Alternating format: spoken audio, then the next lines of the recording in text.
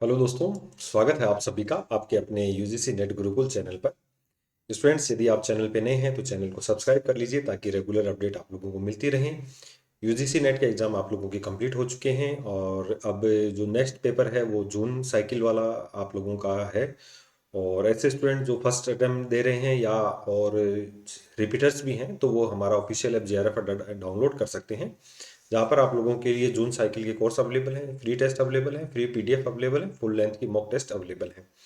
Students, जून cycle वाला net आप लोगों के लिए थोड़ा सा और इम्पोर्टेंट भी हो सकता है, क्योंकि देखिए अभी हो सकता है कि जैसे शिक्षा अधिष्ठान बिल पारित हो जाएगा, जो अपन बजट सेशन बात करें संसद का, तो उसके बाद जो है हो सकता है यूजीसी एआईसीटी और इनका जो है वो विघटन कर दिया जाए और उसकी जगह भारत शिक्षा अधिष्ठान संस्था के नाम से नया जो है गवर्निंग बॉडी स्थापित हो जाए।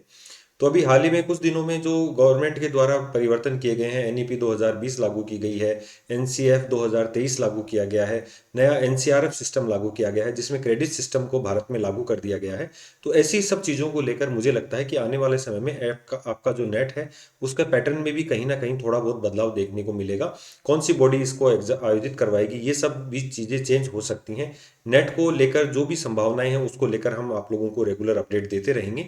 इससे पहले यदि आप, हो सकता है कि अगर जून साइकिल वाले में परिवर्तन नहीं हो तो यदि आप पुराने स्टूडेंट्स हैं तो आप जल्द से जल्द उसको क्वालिफाई करने का प्रयास कीजिए, क्योंकि जो भी परिवर्तन होंगे तो फिर उसके अकॉर्डिंग हमें तैयारी दोबारा करनी पड़ेगी। आज का सेशन बहुत शानदार होने वाला है आप लोगों के लिए, क्योंकि हम बात करेंगे कि बहुत जल्द जो है एनसीईआरटी है उसको जो है डिम्ड यूनिवर्सिटी के रूप में मान्यता मिलने वाली है। अभी भारत के जो मानव संसाधन विकास मंत्री हैं धर्मेंद्र प्रधान, उनके द्वारा एक स्टेटमेंट दिया गया कि एनसीईआरटी को बहुत जल्द है डिम्ड यूनिवर्सिटी के रूप में परिवर्तित कर दिया जाएगा और जनवरी एंड तक ये प्रोसेस है वो कंप्लीट हो जाएगा।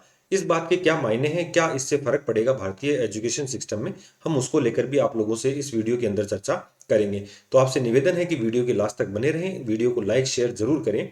तो चलिए हम बात करें कि हाल ही में जो भारत में शिक्षा को लेकर परिवर्तन हुए, एनईपी 2020 लागू किया गया है और एनसीआरएफ को लागू किया गया है, एनसीआरएफ में परिवर्तन किए गए हैं।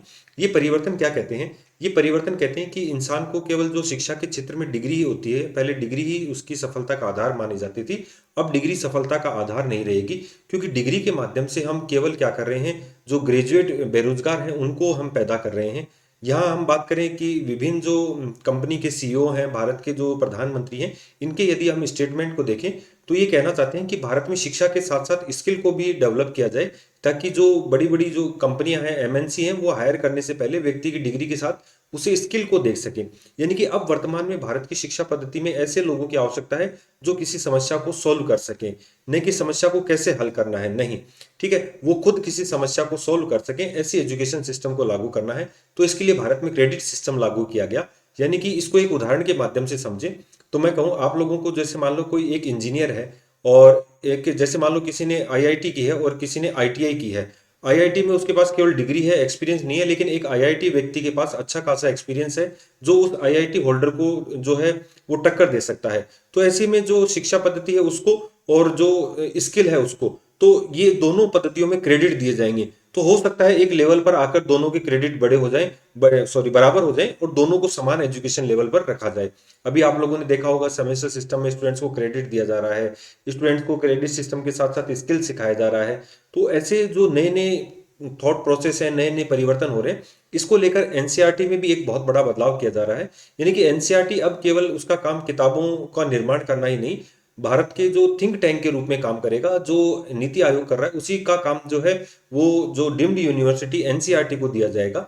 एनसीईआरटी क्या करेगी, उसमें जो शिक्षक तैयार करेगी वो बहुत बेहतरीन लेवल के नए तरीके से, जो पेडागोजिकल जो शिक्षक हैं उस लेवल पर उसको तैयार करेगी।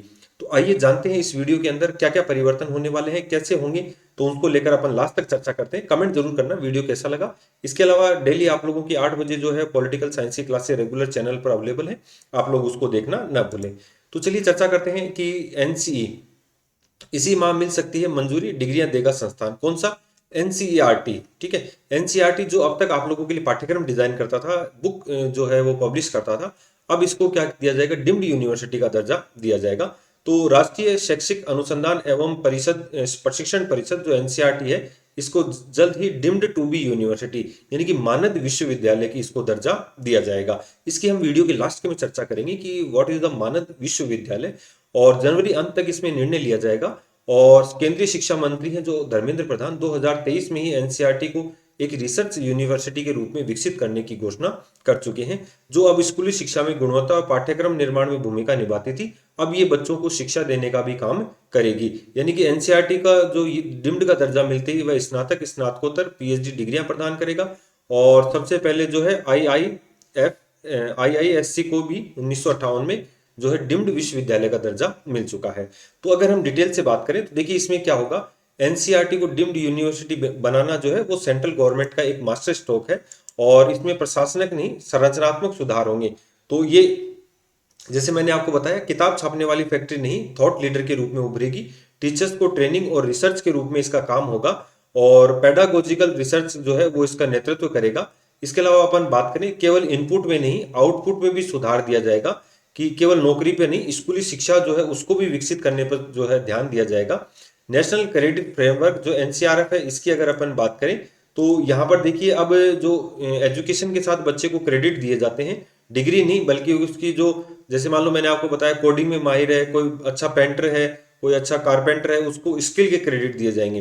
तो जो स्किल व्यक्ति है और डिग्री है उसके बीच की जो दीवार है वो यहाँ पर क्या हो जाएगी, समाप्त हो जाएगी। जैसे मान लो इसका क्रेडिट स्कोर 12 है, तो अगर इसका जो स्किल स्कोर 12 है तो ये दोनों की लेवल क्या हो जाएंगे, बराबर हो जाएंगे। अभी हाल ही में आपने देखा होगा कि पहले क्या होता था, यदि बच्चा बीच में पढ़ाई छोड़ देता था, उसको दोबारा पढ़ाई करनी होती थी तो वो फर्स्ट ईयर से एडमिशन लेना होता था। आजकल जो है क्रेडिट सिस्टम के बाद, जैसे मान लो उसने फर्स्ट और सेकंड सेमेस्टर क्लियर कर लिया तो उसको जो है सर्टिफिकेट दिया जाएगा। थर्ड और फोर्थ सेमेस्टर अगर क्लियर कर लिया तो उसको जो है वो डिप्लोमा दिया जाएगा, और फिफ्थ और सिक्स सेमेस्टर कर लिया तो उसको डिग्री दी जाएगी, और सेवन्थ और एट्थ सेमेस्टर करता है तो उसको शोध का कार्य करने की क्या दी जाएगी, डिग्री दी जाएगी। तो ऐसे काफी कुछ चेंजेशन किए गए हैं। भविष्य की तैयारी है, वोकेशनल इंटीग्रेशन दिया गया है, हुनर दिया गया है, मुख्य शिक्षा का जो है इसको हिस्सा बनाया जाएगा। एआई के जो दौर है इसमें जो है व्यक्ति को अगर विकास करना है, एआई के दौर में यदि व्यक्तियों को अपनी नौकरी बचानी है तो उन्हें जो कोडिंग है, कम्युनिकेशन है, क्रिटिकल थिंकिंग, ठीक है, तो ये सर्वाइवल किट के रूप में इनको उपलब्ध करवाई जाएगी। और एक नया मंत्र है, क्या आप जानते हैं से बजाय क्या आप कर सकते हैं, इसको यहाँ पर महत्वपूर्ण माना गया है। तो इसके अलावा जो भी इसमें चेंजेशन होंगे उसको लेकर अपन रेगुलर चर्चा करते रहेंगे। इसके अलावा अपन थोड़ी सी अपन बात कर लेते हैं, डिम्ड यूनिवर्सिटी क्या होती है। मानद विश्वविद्यालय या सम विश्वविद्यालय कहते हैं, विश्वविद्यालय के समान जो दर्जा है, इसमें जो है इसमें डिग्री दे सकता है, पाठ्यक्रम तय करने की स्वायत्ता होती है, पारंपरिक विश्वविद्यालय न होकर ये अपनी उत्कर्षता के कारण विश्वविद्यालय के समान इनको क्या दिए जाते हैं, विशेष अधिकार दिए जाते हैं, उन्हें अपन डिम्ड यूनिवर्सिटी कहते हैं। जैसे बिट्स पिलानी जो यूनिवर्सिटी है वो एक डिम्ड यूनिवर्सिटी है, फेमस।